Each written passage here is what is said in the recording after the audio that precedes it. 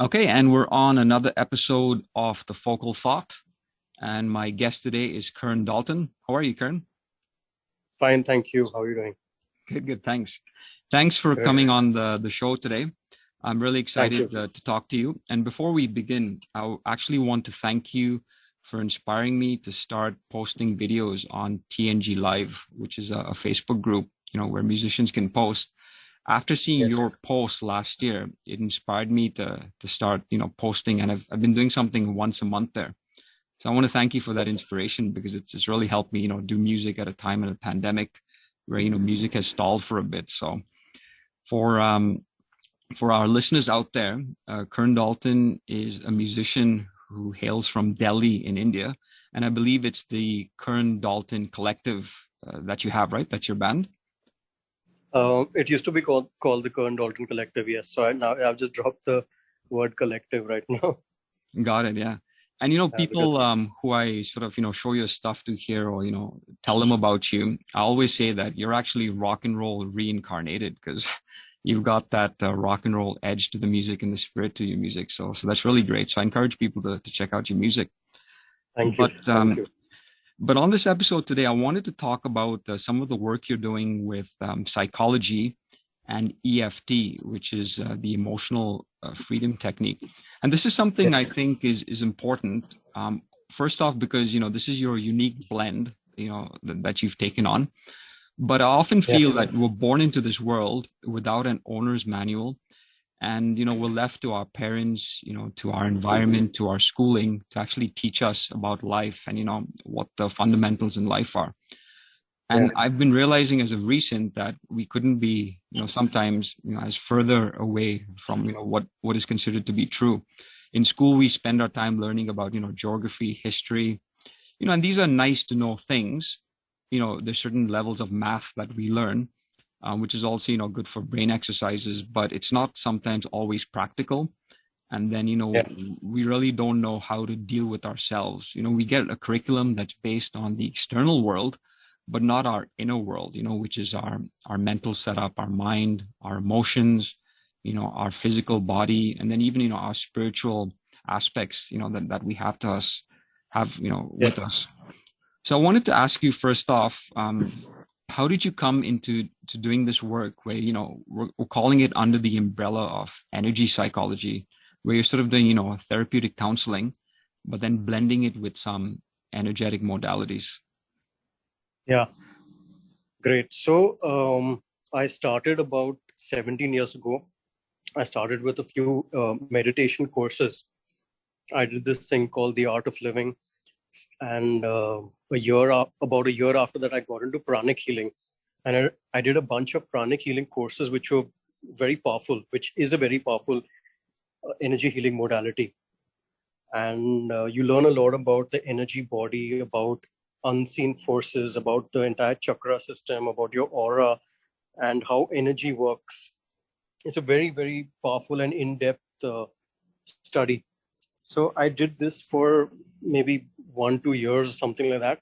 And once I'd got a good foundation with pranic healing, I then the rest of the journey I continued on my own by reading, uh, other reading, and maybe even from videos or whatever, other kinds of healing modalities. I got really deep into psychology. I learned a lot from books that I read, and also from everyday observations. And I did it primarily for my own self because I found it very beneficial.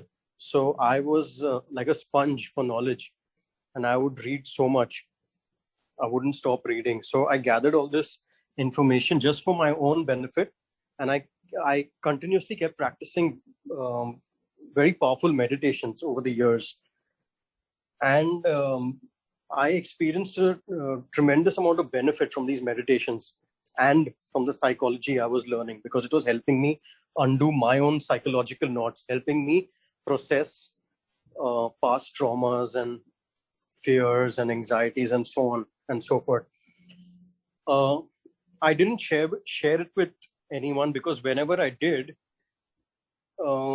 it seemed at least in my friend circle, it seemed like they didn't value it as much. So I just kept the information to myself and I just used it for my own self until I would come across someone who seemed open to know more. And then I would share it with them and it would help them a lot. So I kept doing this casually. And then these people would spread the word and ask their friends or family members to get in touch with me. And then slowly I started charging people when I started getting more and more clients. I started charging people, but it was never, it was an on and off thing. It is not something I did. I didn't try to take it to a professional level because that was not the intention. The main reason that I always was into meditation and psychology was for my own self. But in more recent years, let's say I'm in a place right now where I'm more confident and maybe I'm ready to take it further, even professionally. So that's what I've been doing, especially in the last year. I've had a lot of clients. You know how things have been over the last year. Yeah. Yeah. No, that's important that you mentioned that, because I think a lot of, this sort of work, when we're talking about, certain healings, that are done energetically, or even, within the framework of psychology, but leaning more towards energy healing, people are quick to dismiss it as, a pseudoscience. And I often think that people always wait for science to confirm something before believing it's true. And, that's okay in the sense that that's the function of science. Science's role is to determine, is this measurable? Is it consistent, with the hypothesis? And we want science to do that. But there are some things that, that are ahead of science, because science always sort of confirms it after the fact sometimes.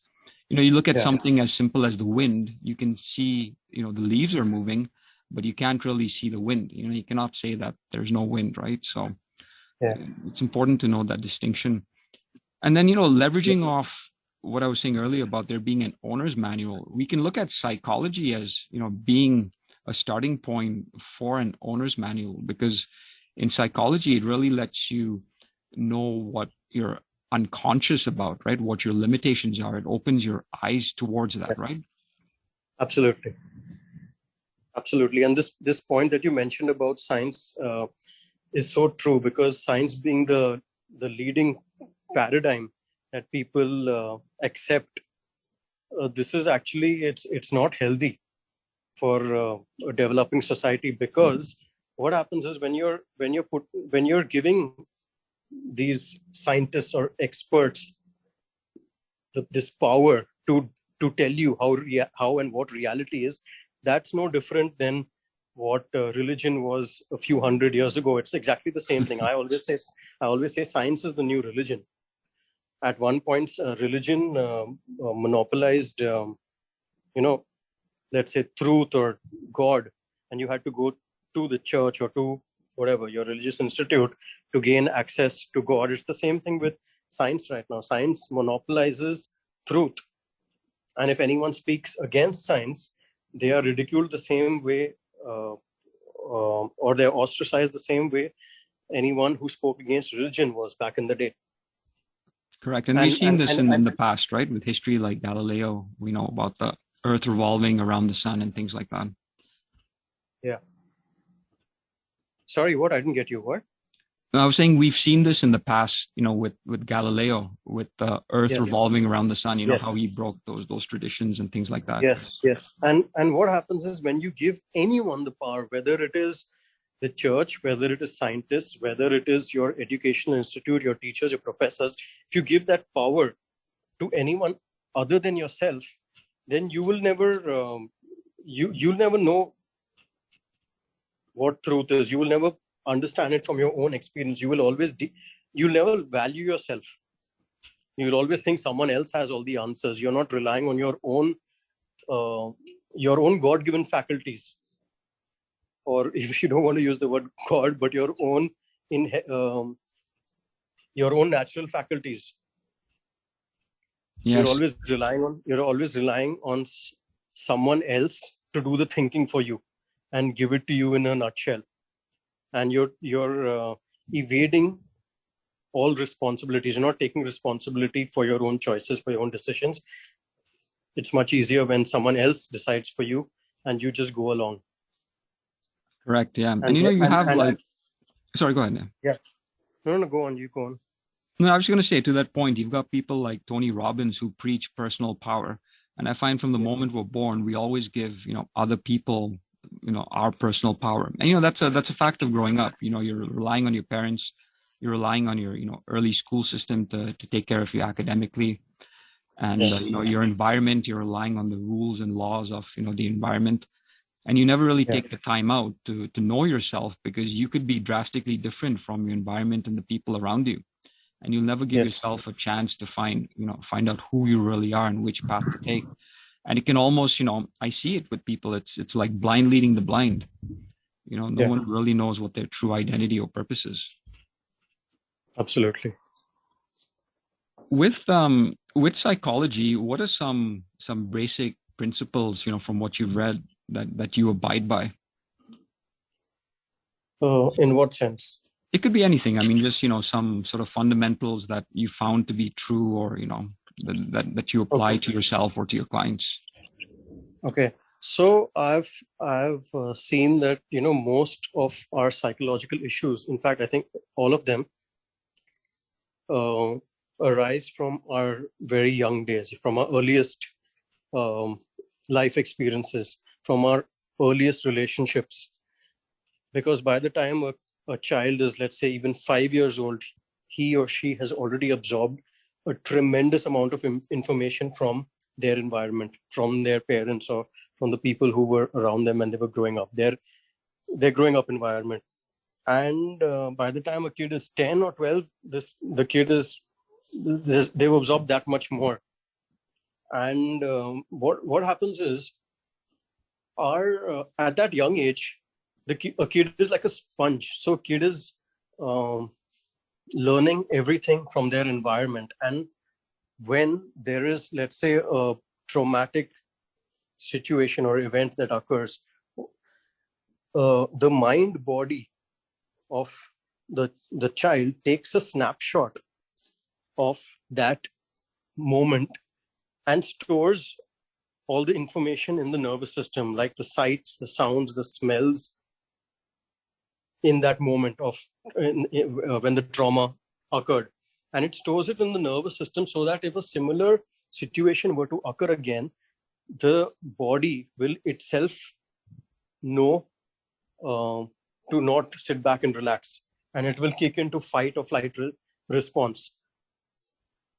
So it's kind of like how when you're driving a car and suddenly something comes in front of you, you don't think or you don't calculate if you should press the brake or not. Your leg automatically jams the steps on the brake even before you can think, because your body has learned that. So similarly, we keep on learning trauma and anxiety and stress along the way. But what this does is, even though it is meant to protect us, for us, while we're in that environment, what happens later is, even if we're not in that environment anymore, we're still carrying those same fears and those same traumas and those same anxieties.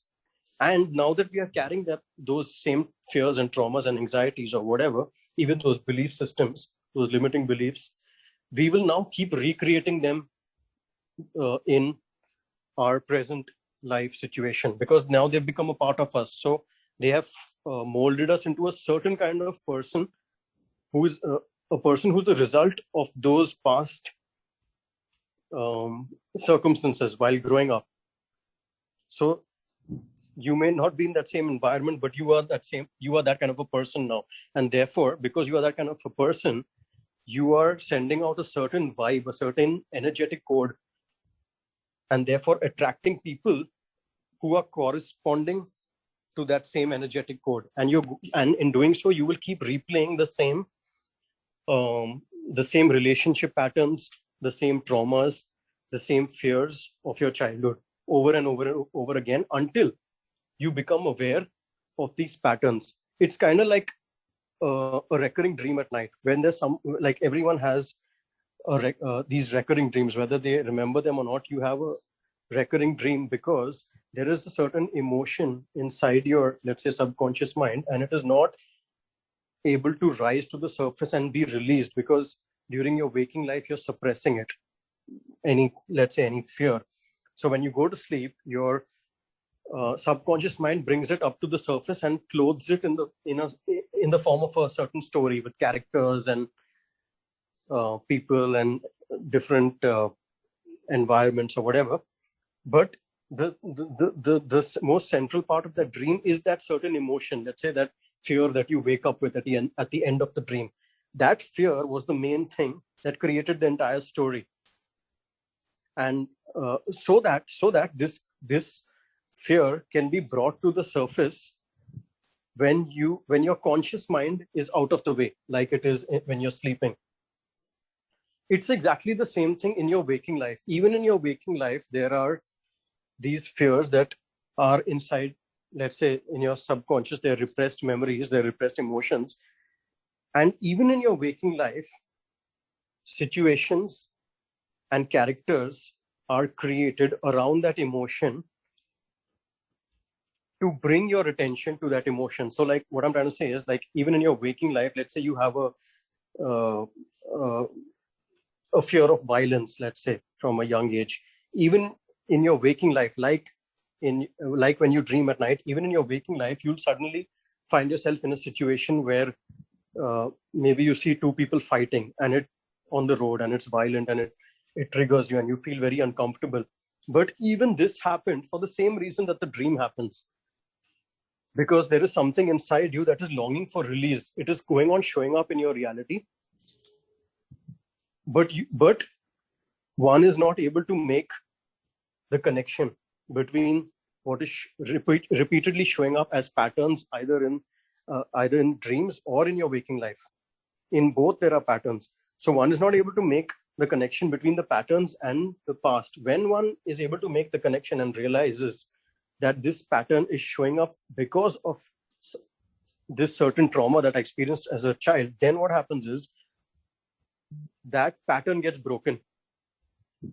And this emotion that was always trying to get to the surface, when it is felt, when you allow yourself to feel it consciously, then what happens is this thing that was always in the subconscious rises up to your conscious level, and it gets freed from your system, kind of like soda bubbles in soda. When the bottle is capped, the bubbles are inside. When you open it up, the bubble rises to the surface, and once it rises to the surface, it's gone forever. Correct. Similarly, these emotions that are trapped inside the psyche, they're longing for release, but because we are suppressing them for whatever reasons, fear of experiencing these emotions again, they stay stuck in the subconscious, and they go on replaying themselves in our life. So this is for example an important thing for this in a way is a good foundation for a lot of what happens in the entire realm of psychology. No, that's very true, because like you're saying, I mean, trauma is something that it's inevitable. It'll happen to a person, whether in the early stages, mid stages, or even, later stages of their life.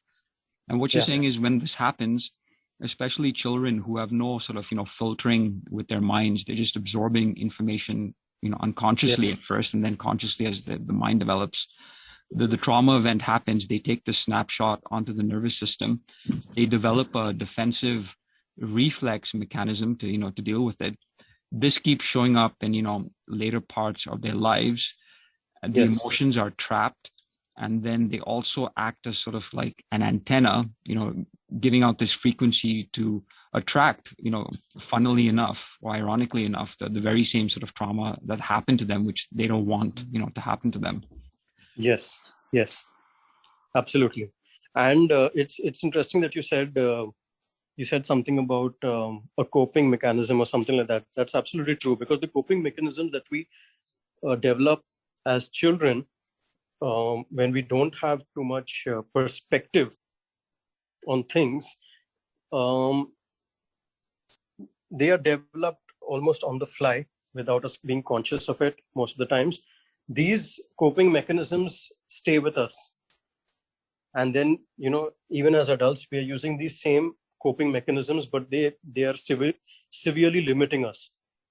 So to understand, first of all, the trauma and the junk inside you, and to understand your coping mechanisms that you've unknowingly developed over the years, is all part of the work that anyone does, I think, with any psychologist does with anyone they're working with.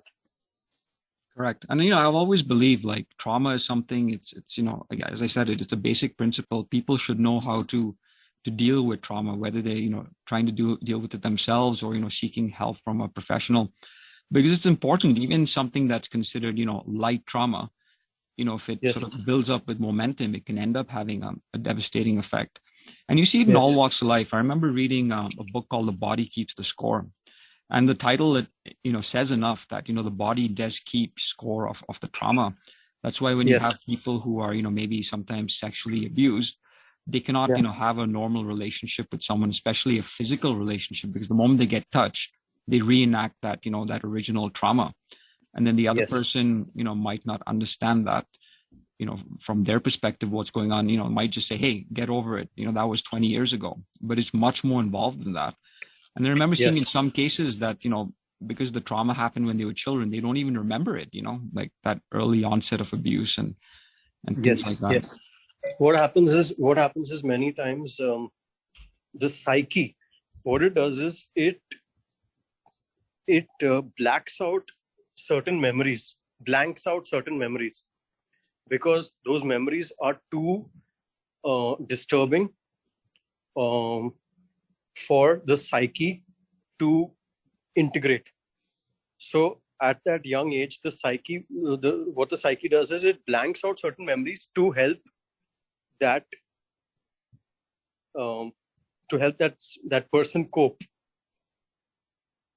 So when you blank it out, it's another way of, pretending is not the right word, but let's say it's another way of pretending that trauma never happened, and that way you can at least function.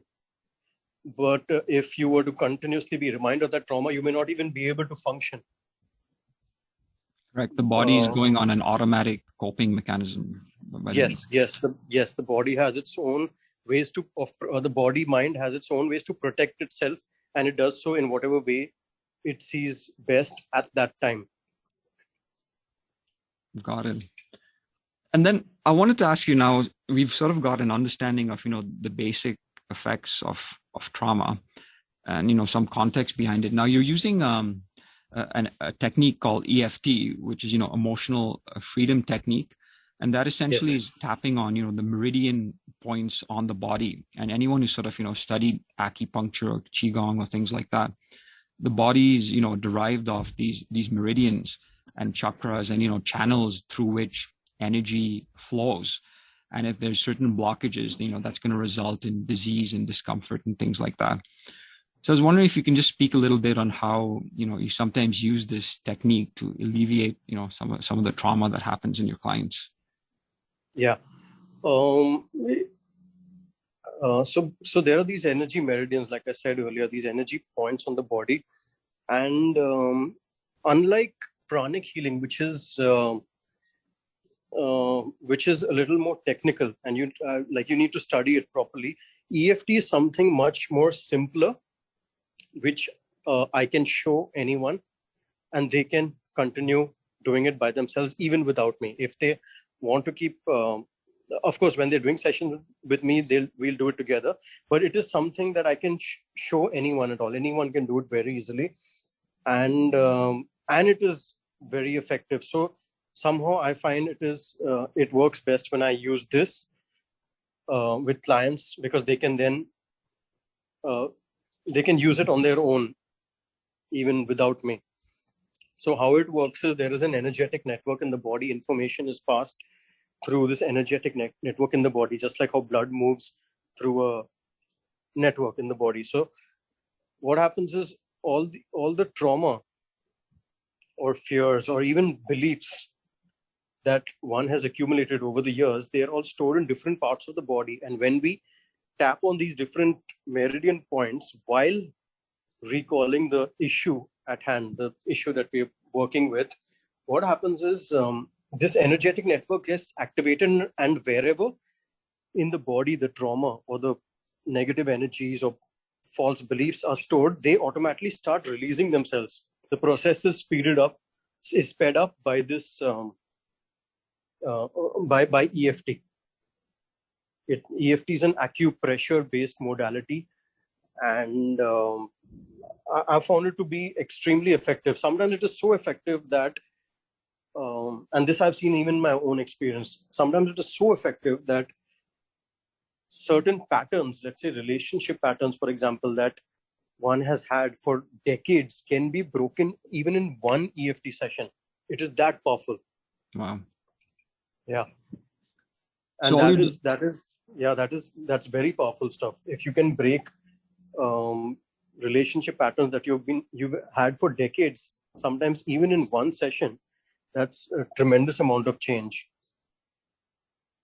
Now, when you're doing this, do you have to know like what you're trying to do, or can they be No. a general technique? Yeah, that's the great thing about it. You don't need to have technical knowledge. Your person doesn't even have to believe in it, doesn't even have to know or understand what's happening. They just need to tap on these points while recalling the issue, or while let's say repeating whatever I'm saying, because I'll usually be guiding them through the undoing of their psychological knots. But that being said, what happens is sometimes a person is too closed. Okay, they're extremely scared of facing their own emotions, and the more they are closed energetically, the less they will allow the healing to happen. It's like they're not letting that thing come to the surface, even for themselves. They themselves are not willing to see the junk that is coming up. And so if they are closed in such a way, then they'll feel uncomfortable. They might feel uncomfortable with the session, and then they might say that, okay, that's enough. I've had enough, and they'll start getting uncomfortable. And everyone has their own time and pace, so you can't really force anyone. So if it works, if someone is ready to change, then of course they continue themselves. But if they're not, then maybe later they come back to it. Correct. And if we say that energy, emotions are energy in motion, yes, then what's happening is when this trauma event happens, the energy is trapped inside us, and energy should be in motion, so it should flow through us. But because of yes, the severity of the trauma, we might not allow it. We're just sort of frozen in time, going through a hypnotic loop, things like that. So what you're doing is you're summoning up that energy, like like the bubbles that are contained in that pop bottle, and you're just allowing the release for that. Yes. So see, what happens is there are these different emotions. Okay, let's say happiness, let's say pride, joy, sadness, anger, guilt, shame. Actually, these different words, they kind of fool us into thinking that there are these different things. Okay, but actually it's just one energy that is flowing. Calling them by different names like anger, joy, happiness is kind of like giving different names to the air in the different rooms of your house. Actually, there's just one air, right? The air in the kitchen might have certain characteristics and certain smell or whatever, and the air in your bedroom will have different characteristics. But there is only one air. You don't say one air, two air, three air. There's just one air, right? It's the same with emotions. There's actually just an energy that's moving through your body, but based on its characteristics, we give it different names. And by giving it different names, we kind of fraction it up. We start cutting it up and dicing it up and thinking that they are different things and different things basically, but they're not. So when we divide them into when we give them different names, okay, this is happiness, this kind of emotion is happiness, this kind of emotion is joy, this kind of emotion is anger and sadness.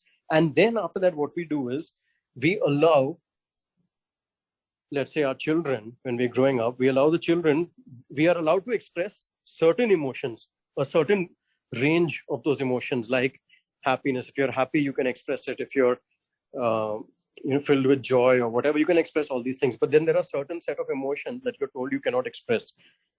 Certain emotions, you can put them on a pedestal and show the world, but certain other emotions like anger or jealousy and so on, you can't express them. You can't, if you're, for example, if you're angry at your teacher, you can't express that. Or if you're angry at your parents, you can't express it. Or if you're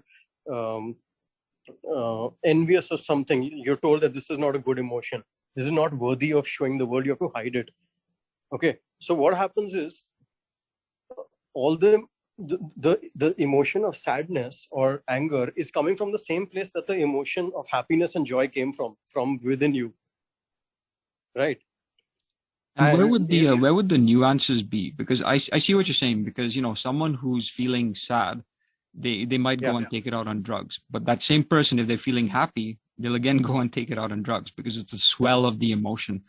And with emotions, I feel it, sort of in the back of my head. I guess maybe it's the reptilian brain, in the back that you actually feel it. And you're right, like, the feeling of happiness or anger is very strong.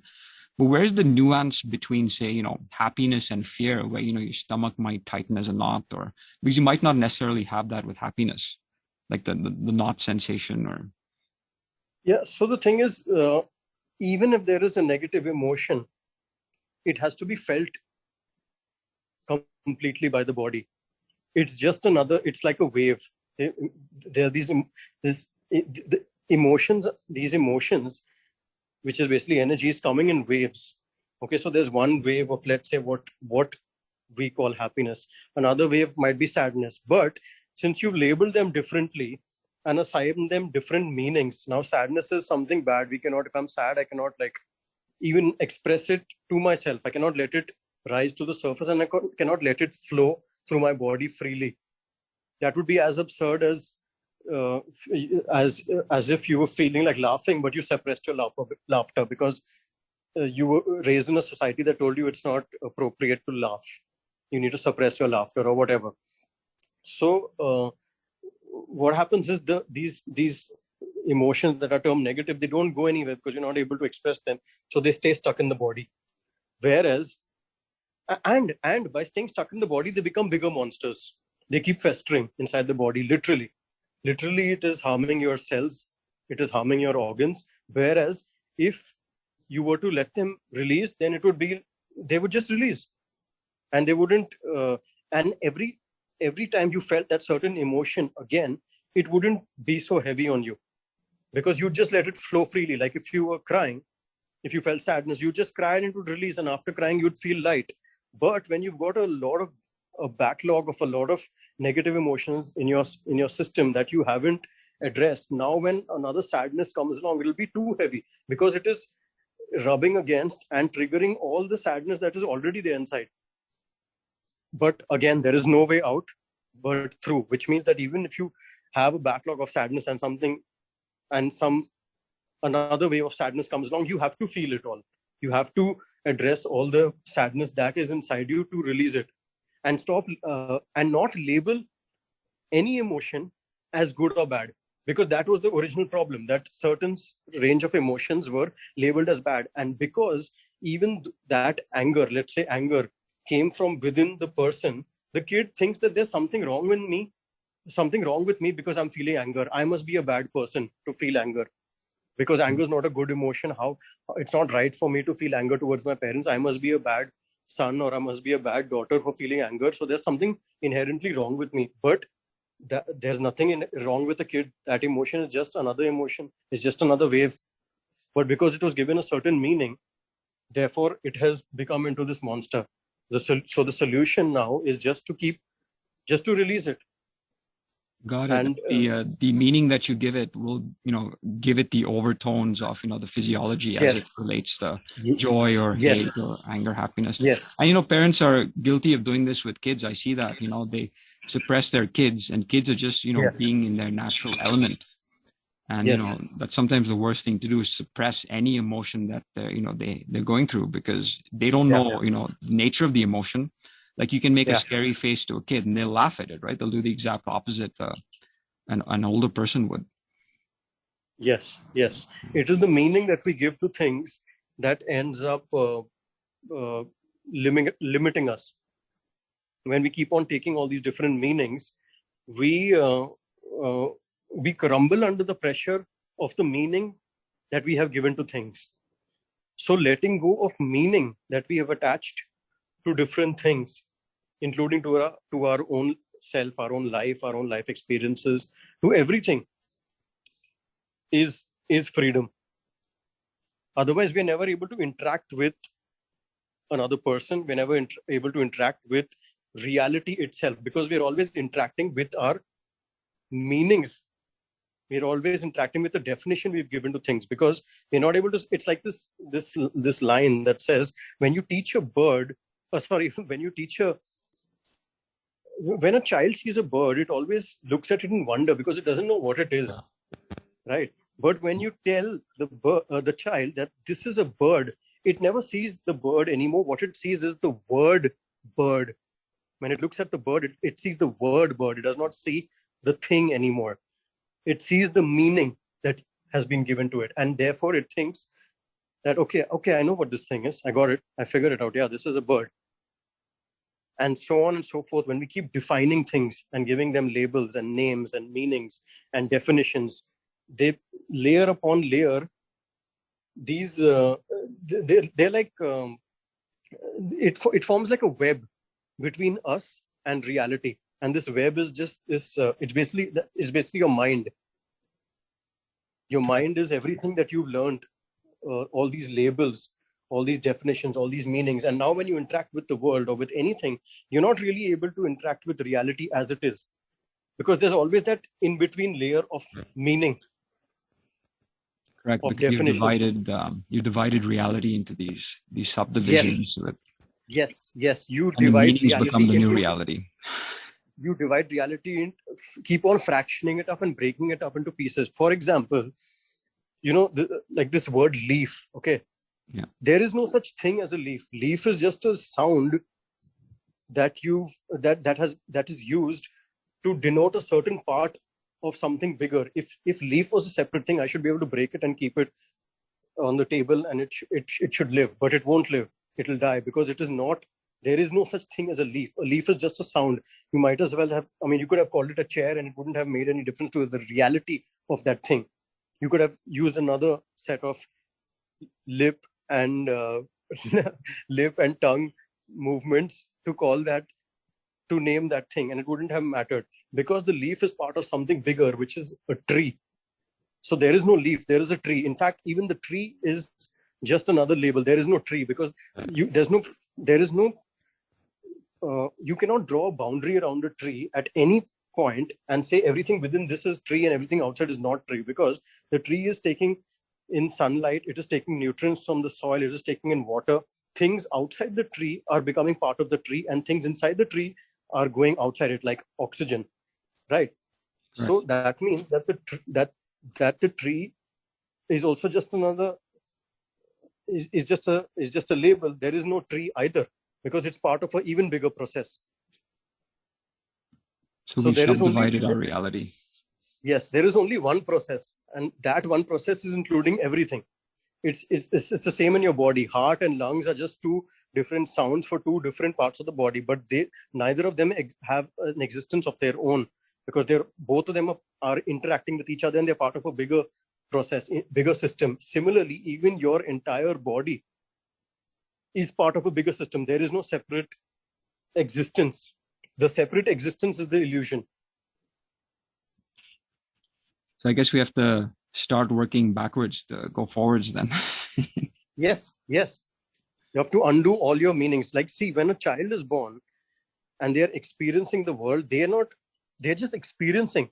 They're not seeing a fan is here and over there is a chair, over there is a table, over here is my mother. No, it's just one field of experience. Furthermore, there is not even a sense of this is me, a baby who's experiencing the world. Even that first distinction is not made as yet. You get what I'm saying? Yeah, no, no. I mean, sometimes I feel, the child becoming conscious gets in the way of the child, living its full potential. But then it's a catch-22 because if you don't become conscious, you're not aware of being aware. And So that's very interesting. So it depends on how you're using the word conscious and depends on how you're using the word awareness. The reason why our memories kick in only from, like, you don't remember, you probably don't remember anything when you were 1 or 2 years old, or three, maybe even three, right? There's a certain age from which your memories kick in, and you remember everything from that age onwards. Let's say 4 or 5, whatever it was. Am I right? yeah, The reason is because the separate entity that you think you are, and this is going like really deep now, the separate entity that you think you are with your certain name, Croydon, and your certain past and your certain life story with, this is who I am, this is what I look like, and I was born here, and whatever, born to these parents, and I live here. All of this is part of your memories, right? And this is carefully strung together over a long period of time. But the reason that it starts from, let's say, a certain age, let's say 3 or 4 or whatever, is because that separate entity that you think you are did not exist before that. The memories, the kicking in of the memories is the kicking in of the separate entity that you think you are. There is no separate entity even now, and there never was any separate entity. Only in your mind, there is an idea that I am this person who's separate from everything, and therefore you kind of experience life with all these, we experience life with all these neurosis, all these fears that, okay, there's this big bad world, and I'm just this tiny organism over here, and I need to function and make my way through this world, try to figure out how I can get what I need out of this world the best way I can. But this is all happening in your mind. Actually, you were never, and you still are not a separate being. The formation of the separate being and the memories are the same thing, because the kicking in of the memories is the kicking in of the separate self. Before that, there was no separate self. Like I said, the baby is not experiencing, I am a baby experiencing the world. No, there is not even that first fraction, that first separation between this is me inside here and that is the world outside there. Even that is not happening, leave alone the cutting up of the physical world around into fan, chair, mother, father, and all these different objects. So there's nothing. It's just one unified field that, you can call it consciousness or awareness or whatever. yeah, or people like David Wolf or Alan Watts, they call it the cosmic dance or the cosmic chuckle. It's just one big movement. I do listen to a lot of Alan Watts. Yes, I don't know the first person you mentioned. David Wolf. No, he's also, he's actually known as a nutritionist, but he's got some. Okay. Yes. I do know David Wolf as well. Yes. He has some good theosophy concepts. But yes, this is what I'm talking about. Yes, you can call it the cosmic dance. Yes. No, listen, thanks really for coming on the episode. It's been enlightening talking to you. I'd love to, have you back for some further discussion. And I'm really glad that you found your own blend of psychology and, energy techniques to brand your unique style of thinking and, in helping your clients.